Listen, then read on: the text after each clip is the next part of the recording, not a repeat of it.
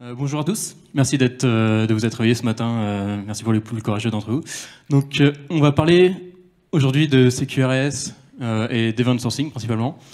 Je vais aborder quelques notions aussi de DDD et tout ce qui est Event Driven Architecture, Reactive Programming. Du coup, qu'est-ce que sont ces mots? Donc c'est des patterns qu'on va retrouver pour développer et architecturer une application. C'est pas des nouveaux buzzwords, même si on commence à en entendre beaucoup parler dans le milieu du web. Ça existe depuis pas mal d'années, surtout dans les applications lourdes type .NET et Java. Et la problématique sur laquelle je voudrais me concentrer aujourd'hui, c'est comment ces patterns vont réussir à m'aider à scaler horizontalement mon application. Donc je me présente rapidement, moi c'est Mathieu, alias Matt Catmo. Je travaille chez Blablacar depuis bientôt 4 ans. Du coup, j'ai vu la boîte grandir de 20 à 300 employés. Pas mal de trucs à raconter là-dessus. Et du coup, aujourd'hui, ce talk, il est destiné à vraiment ceux qui doivent maintenir des applications sur le long terme. Donc, si vous voulez créer votre to-do app prochainement, vous allez trouver ça complètement overkill, c'est pas fait pour.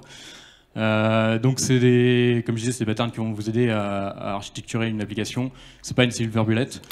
Je suis pas forcément expert dans le domaine, mais là, le principe de ce talk-là, c'est de vous faire découvrir un peu ces concepts, ou redécouvrir si vous les connaissez déjà.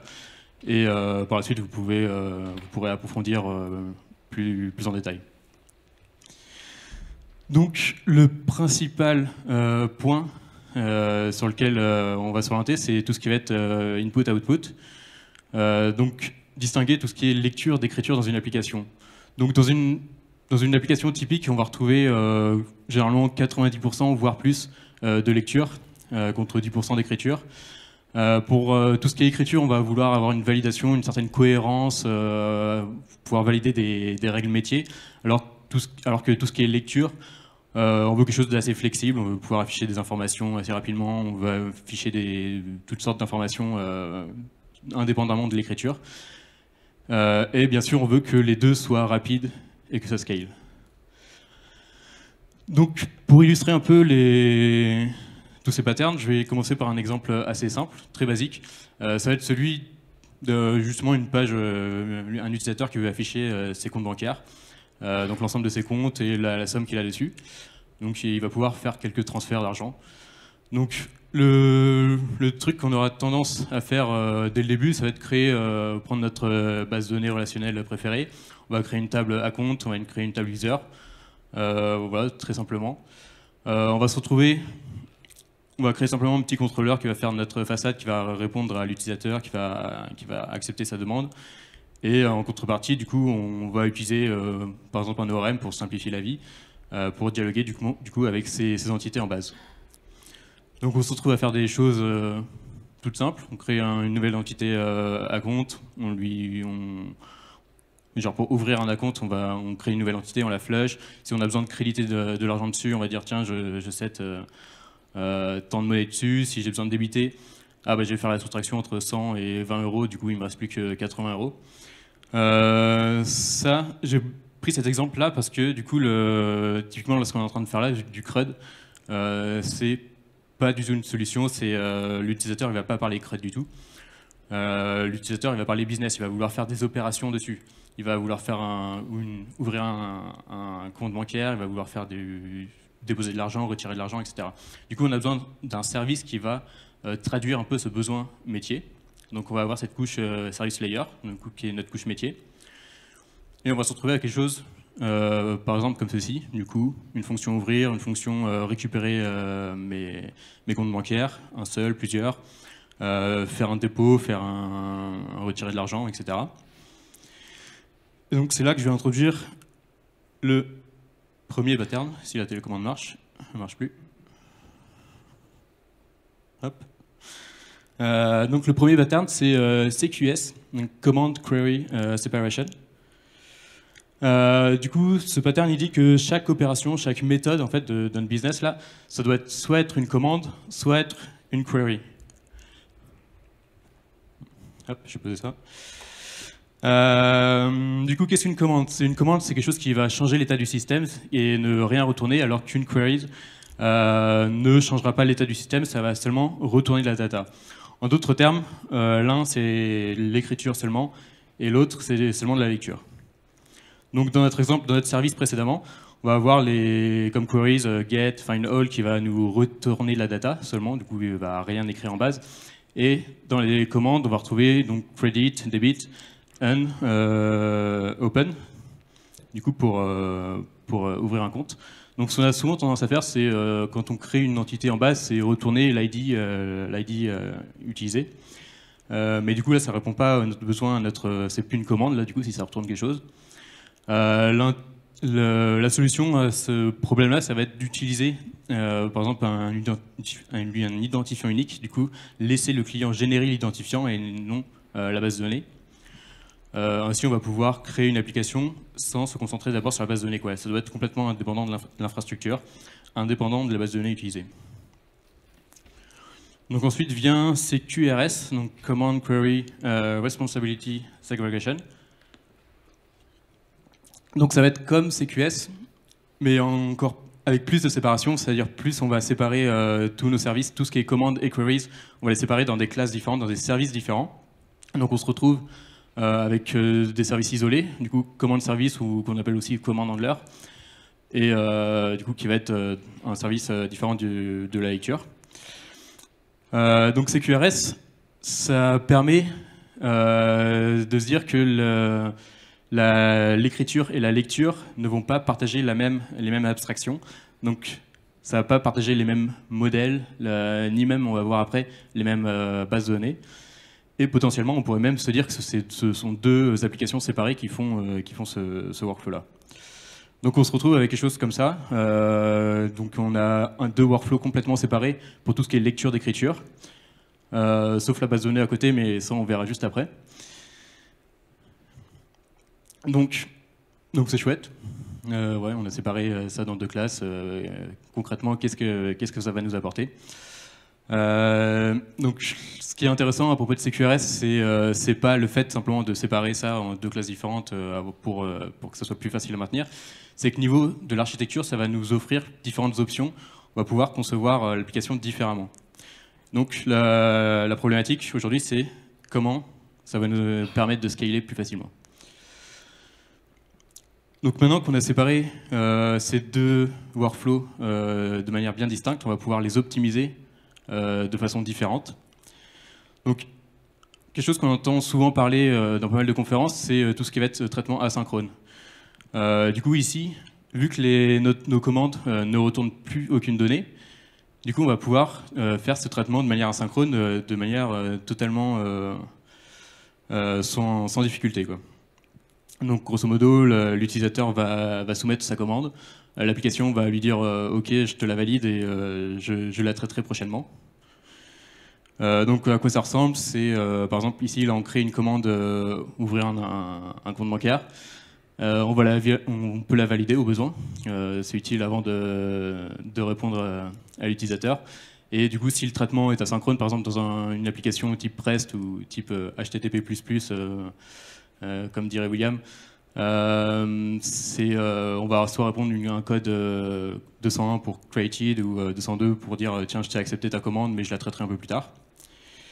Un exemple pour débiter de l'argent dessus.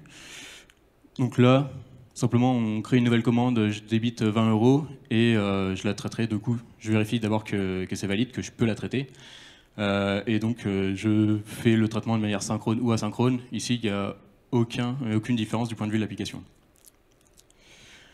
Donc, c'est facile à scaler. Qu'on utilise Rabbit ou une autre techno, il suffit de créer plus d'instances et on peut facilement scaler horizontalement.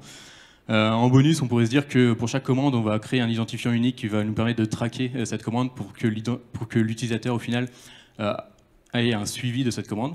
Savoir quand est-ce qu'elle a été finie, si elle a bien été traitée.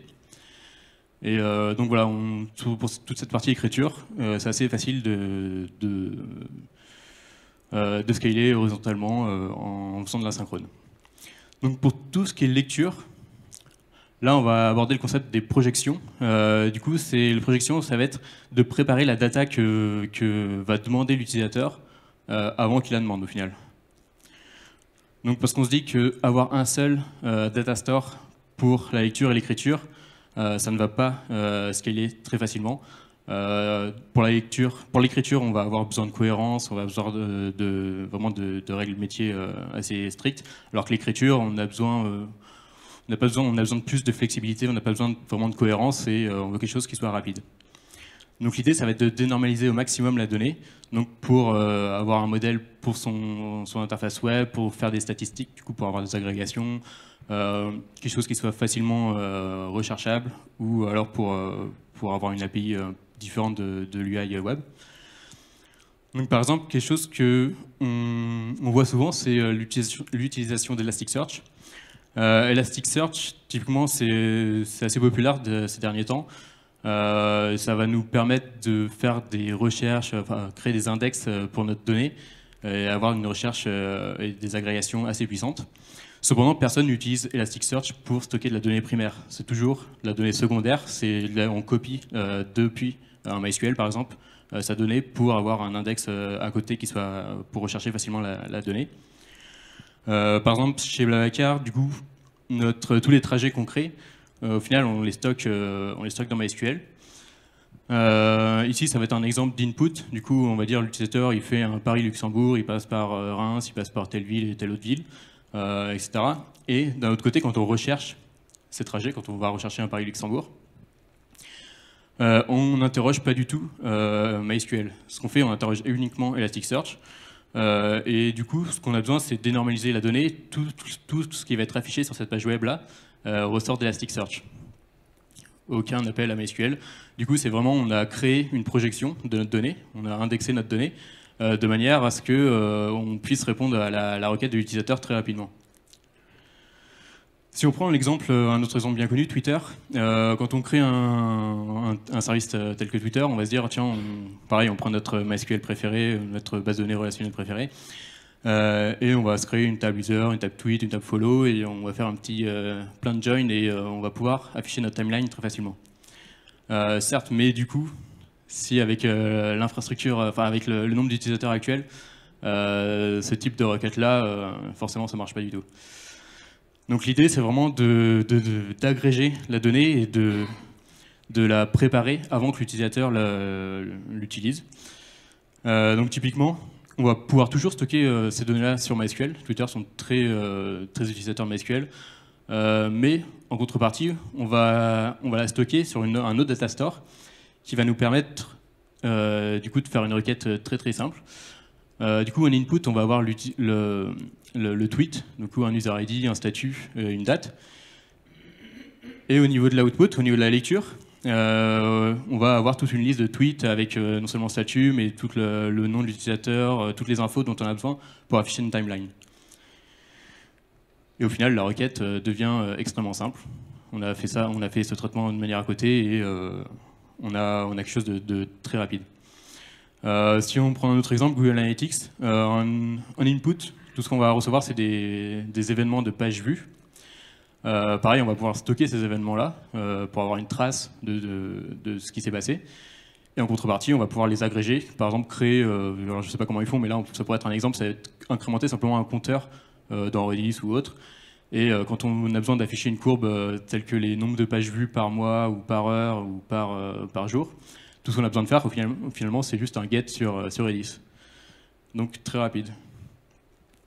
Cassandra, c'est un truc qu'on a commencé à utiliser il y a quelques mois, qui est maintenant en prod chez nous. Ce qu'il faut savoir sur Cassandra, c'est que si on a besoin d'afficher une donnée, du coup, ça va être en gros une utilisation, une vue sur nos données, ça va être une table. En Cassandra, ça s'appelle des keyspaces. Mais grosso modo, si on a besoin d'afficher une liste de messages dans un ordre, ça va être une table. Si on a besoin d'afficher cette même liste de messages dans un autre ordre, ça va être une autre table. Donc c'est vraiment, la donnée, il va falloir la dupliquer, il va falloir la dénormaliser au maximum pour qu'ensuite la requête soit des plus simples possibles. Du coup, forcément, c'est mieux, c'est la tendance NoSQL, il n'y a pas de join, il n'y a pas de toute cette fantaisie. Du coup, il faut vraiment optimiser au maximum la façon dont on stocke les données. Donc typiquement, chez nous, on l'utilise pour tout ce qui est messagerie. Donc un utilisateur poste un message à un autre utilisateur. Ce qu'on va faire, c'est on va avoir, du coup, d'une part, on va stocker dans un keyspace primaire vraiment tous ces événements-là. Je reviendrai après sur à quoi ça ressemble ces événements. Et en contrepartie, on va avoir 3 tables différentes pour savoir combien il y a de messages au total, combien il y a de messages par thread, et ainsi que le dernier message de chaque thread, un peu comme sur Gmail, et bien sûr pour avoir la liste des messages de l'utilisateur. On s'interroge pas mal, enfin on se concentre pas mal sur Cassandra, parce qu'on a pas mal des problématiques de avoir répliquer nos données sur plusieurs data centers. Et Cassandra est une techno qui va nous permettre de franchir ce cap-là. Du coup, pour info, comme on est présent déjà en Inde, on est présent au Mexique, et qu'on a toujours eu des data centers à Paris, faut trouver une solution pour facilement répliquer, sharder, etc., cacher cette donnée dans le monde entier. Donc, pour résumer cette première partie, on va avoir 2 workflows, du coup, une pour l'écriture, une pour la lecture. Du coup, l'utilisateur va soumettre une commande, ça va être traité de manière synchrone ou asynchrone par le commandant de l'heure. On va avoir un stockage primaire. Donc ça, je reviendrai juste après sur sur une façon de stocker ces données-là. Et on va dispatcher cette commande-là, ce qui vient de se passer, et faire des projections pour ensuite préparer la donnée pour l'utilisateur, pour que ce soit facilement requêtable. Donc on parle ici d'éventuelle consistency, parce qu'au final, quand on écrit, il y a forcément un petit temps de latence, et à un instant T, il se peut que 2 utilisateurs voient 2 choses différentes, quoi. Celui qui a écrit et celui qui est en train de lire. Du coup, c'est pour ça que c'est éventuelle consistance, et ça tend à devenir consistant, mais pas forcément à un instant T. Donc la deuxième partie, ça va être l'event sourcing. Ça va concerner uniquement tout ce qui va être écriture de notre data. Le concept, c'est si on connaît tous les événements qui sont passés précédemment, on va pouvoir reconstituer l'état des entités actuelles. Donc typiquement, ce qu'on va faire, c'est simplement enregistrer une série d'événements et ne plus enregistrer l'état d'une entité. Donc là, c'était la façon dont on faisait avant. C'est quelque chose se passe. Par exemple, j'ai ouvert un compte bancaire. Je vais avoir mon entité qui va être j'ai 0 euros sur mon compte bancaire.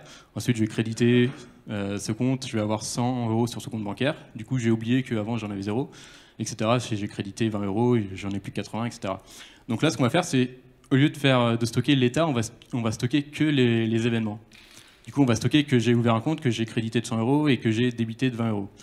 Et du coup, l'état de cette entité, on va pouvoir la reconstituer facilement, quoi. Donc c'est ce qu'on appelle du coup l'event store, ça va être la base de données dans laquelle on va stocker ces événements-là. Du coup, ici, on retrouve l'identifiant de notre entité, le nom de l'événement. Du coup, account was open, du coup, c'est toujours des événements qui sont passés. C'est pour ça qu'on les écrit souvent au passé. Une date d'insertion et de temps en temps, par exemple, un payload pour savoir, tiens, j'ai crédité 100 euros, quoi. Donc, en DDD, on ne parle pas d'entité, mais on va parler d'agrégats. Les agrégats, au final, c'est un peu similaire. Ça va être tous nos objets modèles qui va nous servir de business. C'est eux qui vont contenir vraiment toute la logique métier. Du coup, c'est des objets ou crafts d'objets qui sont isolés et qui sont vraiment indépendants du reste et qui doivent forcément assurer leur propre intégrité. Donc voici, par exemple, ce qu'on peut faire avec notre compte bancaire. Du coup, par exemple, ici, j'ouvre un nouveau compte bancaire. Du coup, je vais appeler la méthode open sur banque à compte. Et ensuite, si j'ai besoin de déposer un peu d'argent, je vais appeler credit avec tant d'argent dessus. Donc les agrégats, leur premier rôle, ça va être d'enregistrer des événements. Donc, par exemple, ici, une interface où on va retrouver la méthode donc, getAggregateTruthID pour retourner l'identifiant unique de notre agrégat et la liste de tous les événements qui viennent de se produire. Donc, typiquement, avec mon exemple précédent, là, j'ai ouvert un compte, j'ai crédité de l'argent dessus. Qu'est-ce que j'ai comme événement? J'ai account was open et account was credited, ceux que j'avais présentés précédemment. Donc, voici à quoi ça peut ressembler. Du coup, notre méthode open qui crée justement simplement un nouvel événement, et notre méthode credit, pareil, qui crée un événement avec le nombre d'argent qu'on a dessus. Et bien sûr, si on crée, on doit pouvoir reconstituer ces événements-là. Donc là, c'est si on lit dans notre event store qu'il y a tel et tel événement, du coup, si on lit que ça a été ouvert, du coup, on récupère l'ID de l'événement. Si on voit que ça a été crédité ou déduit, du coup, il faut récupérer, faut faire la soustraction, addition. Et bien sûr, donc le rôle, si on parle de DDD, que tout le besoin business se trouve dans le modèle, c'est qu'on va retrouver des règles métiers, comme par exemple, imaginons un monde où on n'a plus de dette, où on ne doit plus avoir de compte de solde négatif sur notre compte bancaire. Là, on va pouvoir avoir quelque chose, une règle toute simple, qui dit tiens, si je veux débiter 50 € alors qu'il me reste plus que 20 €, non, c'est pas possible. Et sinon bah, on crée l'événement comme il se doit. Donc, à quoi va ressembler du coup commande plus event sourcing? Donc, grosso modo, on a toujours notre commande précédente. Cette commande-là va être le but, ça va être simplement de créer un ou plusieurs événements qu'on va ensuite stocker dans notre event store. Et si possible, via une transaction, pour s'assurer que tous les événements créés sont bien rajoutés tout ou rien en fait. Donc voici un exemple de command handler. Donc par exemple, toute notre commande, à l'inverse des événements qui sont écrits dans le passé, toutes nos commandes sont toujours écrites dans le présent. Du coup, par exemple, une commande open account, on va retrouver, du coup, tout simplement, ce que ça va faire, ça va appeler la commande open sur l'agrégat, et ça va ensuite enregistrer, c'est-à-dire faire un append dans l'event store. Pareil pour credit, tout ce que ça va faire, du coup, le repository load va récupérer tous les événements précédents et va appliquer l'événement, la méthode credit sur l'agrégat. Et ensuite, faire le save, du coup, rajouter en fin de ligne. Du coup, à quoi ça ressemble? Par exemple, le repository, le load, tout simplement, ça récupère tous les événements et ça recrée l'agrégat à partir, via une factory, à partir de tous les événements. Et le save, tout simplement, ça récupère tous les événements non committés et ça les rajoute à l'event store. Donc, quels sont les avantages à utiliser un tel système? Le premier, c'est que du coup, on fait que du append only. Du coup, c'est très facile à écrire. On fait que rajouter du log en fait. Et si on a besoin, par exemple, de supprimer un compte, on a besoin de clôturer notre compte bancaire, tout ce qu'on va faire, c'est créer un événement, j'ai supprimé ou j'ai fermé le compte. Tous nos événements sont immuables, c'est-à-dire du coup on va pouvoir cacher infiniment. Ça va être pareil pour les lire, ça va être très rapide. Si on a besoin de sharder, par exemple, typiquement un event store, on va pouvoir l'utiliser pour stocker l'ensemble de nos agrégats de toute l'application, que ce soit un compte bancaire, que ce soit des tweets, que ce soit peu importe en fait. Ou bien si on veut, on va pouvoir sharder deux agrégats, je vais les mettre dans deux event stores différents, ou même un même agrégat. Par exemple, un compte bancaire en France, je vais le stocker dans une base de données en France, un compte bancaire en Allemagne, je vais le stocker dans un compte bancaire en Allemagne, etc. Du coup, on va pouvoir sharder très facilement vu que ces agrégats n'ont pas de dépendance externe. Ici, ce qui nous intéresse aussi, notamment dans le cas du compte bancaire, c'est savoir, ok, j'ai 100 € sur mon compte, mais pourquoi j'ai 100 €? On va avoir l'historique complet de toutes les transactions, sans avoir à y avoir pensé au début, en fait. Et du coup, pour une équipe de BI, là, forcément, ils vont adorer, quoi. On n'a pas de migration de base de données à faire. Comme on a vu, l'Event Store, il y a quelques colonnes, ça ne change jamais. En fait, on a un payload qui est assez souple, qui comprend n'importe quel type de données sérialisées. Du coup, si on a besoin de rajouter un nouveau champ, bah, il suffit de créer un nouvel événement avec un nouveau champ, ça va être stocké, etc. Du coup, ça, forcément, ça ne concerne que la partie écriture. Du coup, si on a besoin de changer la lecture, pareil, on va refaire de nouvelles projections, ou potentiellement faire des migrations. Mais pour tout ce qui est écriture, là, plus de migration à faire.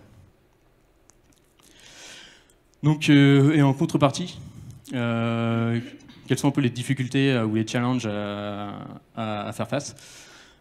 Comment, par exemple, assurer la consistance des données?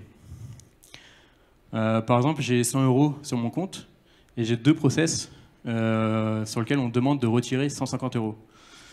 Qu'est-ce qui va se passer? Là, je vais avoir le premier process qui va lire les événements précédents et ils vont se dire tiens, il me reste 150 €, du coup je peux débiter 100 €.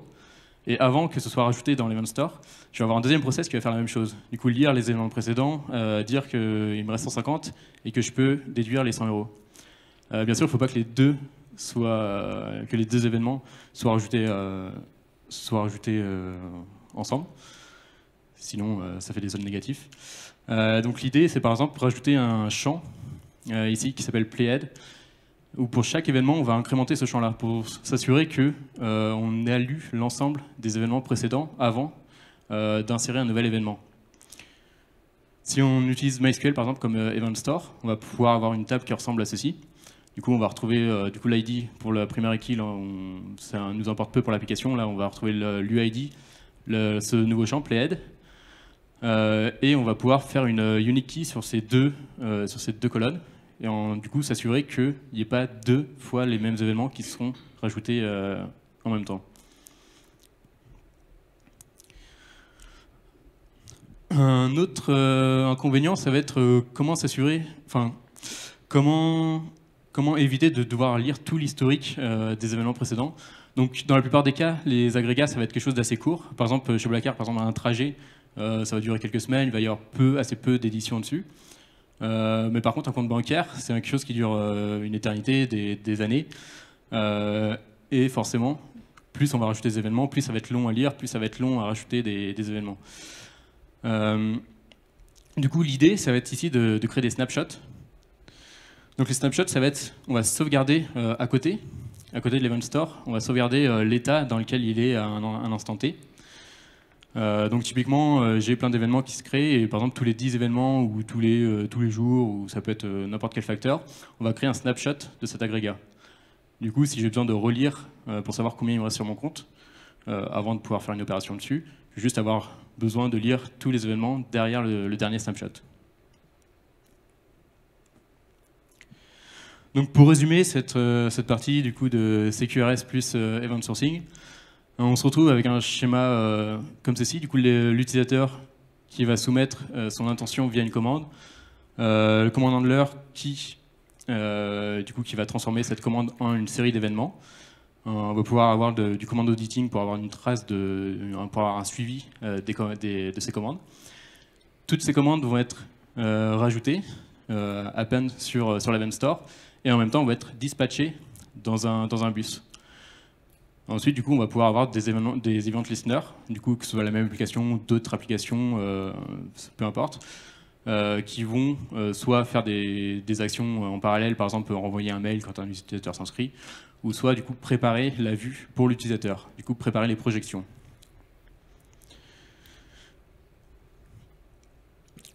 Du coup, au niveau framework, il y en a pas mal en C#, .NET et en Java. Le plus connu, je crois que ça va être Axon, mais bon, je ne m'y connais pas forcément dans ces domaines-là. Pour PHP, tous les exemples que j'ai tirés précédemment, c'est en utilisant le framework Broadway, qui est assez complet. Il y a Predaddy aussi qui est assez complet, qui se base sur justement Axon de Java. Broadway, c'est fait par Candidate Lab. C'est suivi par des gens comme Mathias, VRS et pas mal d'autres. C'est assez puissant, je vous conseille de lire, c'est assez simple à comprendre aussi.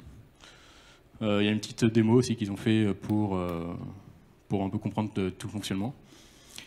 On va retrouver, alors je n'ai pas du tout utilisé, c'est juste pour la titre informationnel qu'il y a des gens qui ont créé justement des bases de données vraiment orientées pour l'event sourcing. Du coup, ça va être une base de données qui ne fait que rajouter des événements et sur lequel on peut programmer des projections. Là, un petit site qui est assez bien fait, enfin assez simple et assez court. Plutôt que de lire un gros bouquin, je vous invite à lire cqrs.nu pour approfondir un peu les sujets. J'ai pas parlé de tous les sujets comme tout ce qui est saga, tout ce qui est boolean context. Il y a quelques autres sujets intéressants à lire. Un autre lien intéressant, du coup, un Google Group dédié à la communauté PHP, donc tout ce qui est domaine de DDD, Event Sourcing, CQRS. Et voilà, je finis là, je vous remercie de m'avoir écouté. Les slides sont disponibles sur mon site, et n'hésitez pas à faire des retours. Merci.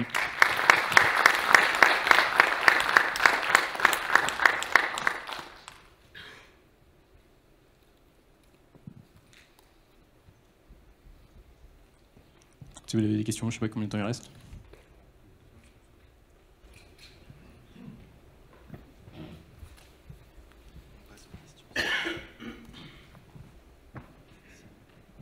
bonjour et merci d'abord pour cette présentation. C'est moi, je suis caché là au milieu. Une question, c'est comment tu gères le changement des règles de traitement en fait, des données quand, par exemple, avec ton exemple de l'exception, tu peux pas avoir moins de 0 € dans ton compte, comment tu fais pour gérer ça si tu le mets en cours de dev où tu as déjà des données et c'est une règle qui va faire sauter des events du passé mais qui sont déjà enregistrés et qui étaient valides à l'époque. Comment tu peux gérer ça? Je dirais deux solutions. Ça marche, micro? Ouais. Deux solutions, ça serait soit d'adapter ton code pour se dire tiens, ces événements-là qui cassent mon code, il faut quand même que je les traite, quoi. Il ne faut pas que l'application casse. Ou soit la deuxième solution, ça va être de réécrire les événements. Mais du coup, en sachant bien les conséquences qu'il y a derrière, quoi. Si c'est caché, forcément il va falloir péter le cache. Il va y avoir plusieurs solutions. Mais voilà, comme je disais, c'est pas une silver bullet, ça va pas résoudre magiquement plein de problèmes, mais voilà, il y a plusieurs solutions qui vont pouvoir être disponibles. Et principalement le faire au niveau du code, ça va être la solution la plus simple à faire. Un événement, enfin sauf si, en gros il y a deux cas, soit l'événement, c'est vraiment quelque chose qui a été inséré et qui n'aurait pas dû. Dans ce cas-là, ce serait mieux peut-être de le réécrire. Sinon, ça va être si l'événement a été changé parce que une règle métier différente, peut-être le gérer au niveau du code. Merci pour la présentation. Moi, je voulais savoir, point de vue ressources humaines, temps de travail, etc. Est-ce que, avec le retour que tu as d'expérience de ce travail, tu considères que ça prend beaucoup plus de temps ou moins de temps ou quel est le gain, quelle est la perte en temps ou en travail? Je suppose qu'il y a un gain aussi quelque part par rapport à ce genre de méthodologie. Ouais. Je dirais que sur le court terme, ça peut paraître un peu overkill, on peut se dire on fait beaucoup de classes, on a beaucoup plus de choses à gérer que je disais un to-do app, enfin un truc assez simple. C'est vraiment sur le long terme qu'on y gagne vraiment. Après, je peux pas dire que j'ai énormément d'expérience dessus. Quand on commence un peu à s'en servir, on utilise du coup quand on switch sur Cassandra actuellement, pas mal de données. C'est quelque chose sur lequel on est obligé de passer. Enfin obligé, ou qui nous est forcément très utile. Mais du coup, ouais, c'est forcément sur le long terme qu'on voit l'impact.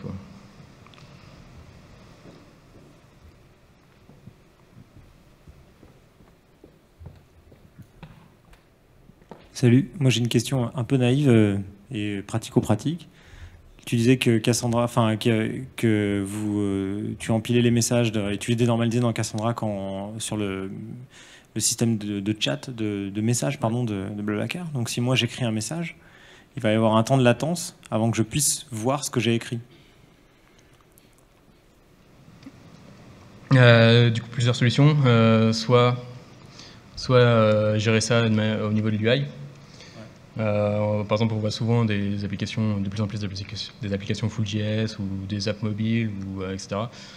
Du coup, c'est facile de le gérer au niveau de l'UI, on n'a pas besoin d'attendre une réponse du serveur.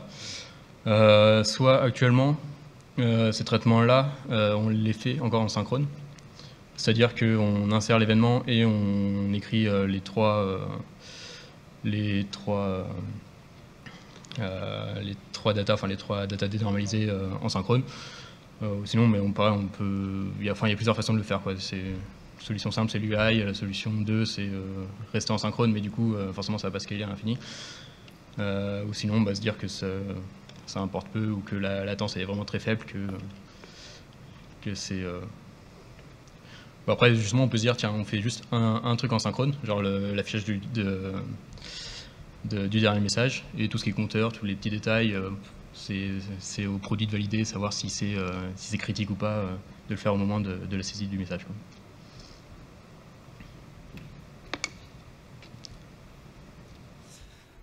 Moi, je me posais une question sur ton data store primaire, celui dans lequel tu fais les écritures. Ouais. En fait, quand tu as besoin d'ordre, par exemple, typiquement un compte bancaire, tu as besoin que lorsque tu poses tes messages, ils soient écrits dans l'ordre dans lequel ils arrivent, sinon tu as un débit avant un crédit, enfin ça marche pas bien.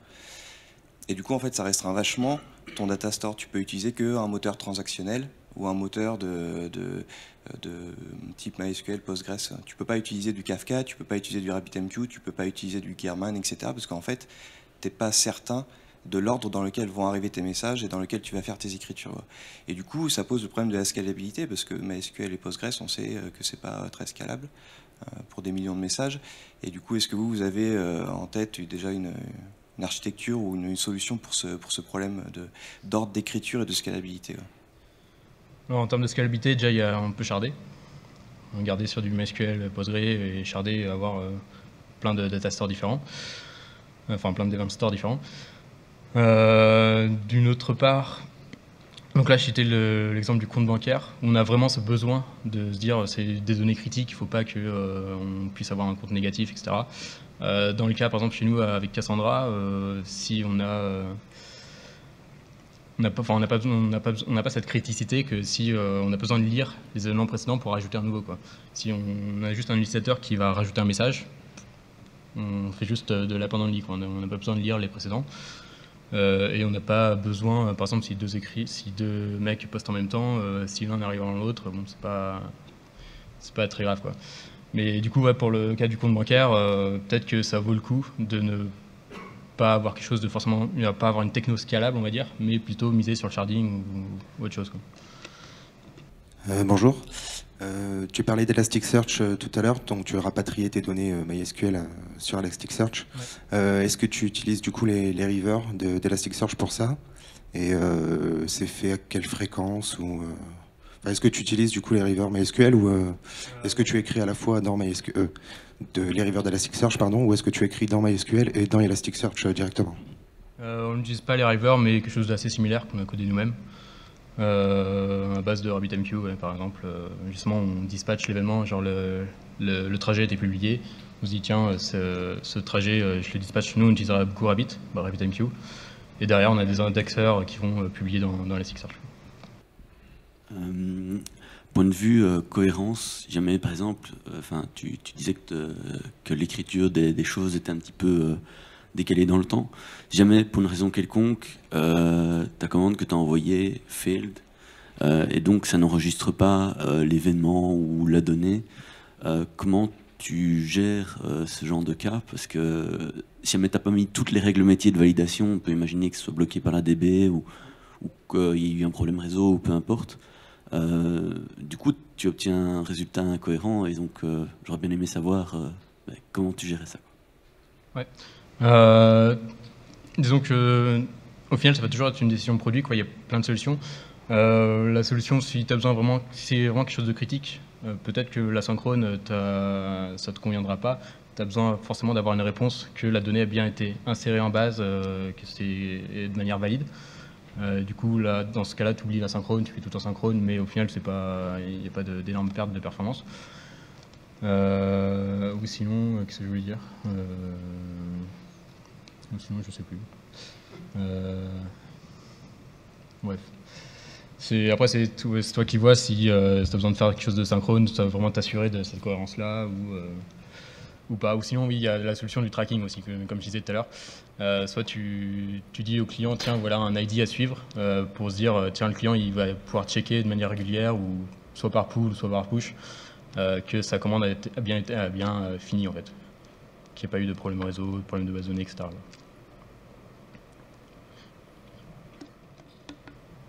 Merci beaucoup. Merci à vous.